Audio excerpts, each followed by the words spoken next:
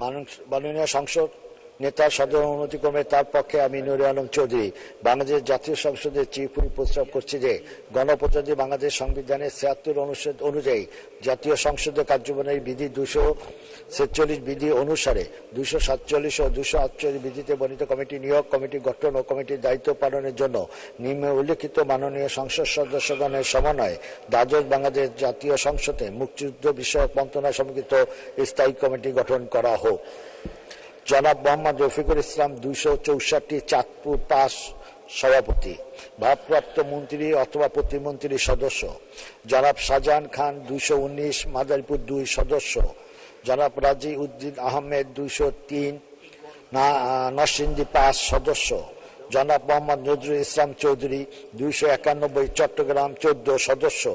জনাব মোফাজ্জল হোসেন চৌধুরী 261 চাঁদপুর 2 সদস্য। জনাব গোলাম দস্তগীর গাজী 204 নারায়ণগঞ্জ 1 সদস্য। ক্যাপ্টেন অবসরপ্রাপ্ত AB তাজুল ইসলাম 248 ব্রাহ্মণবাড়িয়া 6 সদস্য। জনাব আব্দুর লতিফ সিদ্দিকী 133 টাঙ্গাইল 4 সদস্য। ধন্যবাদ।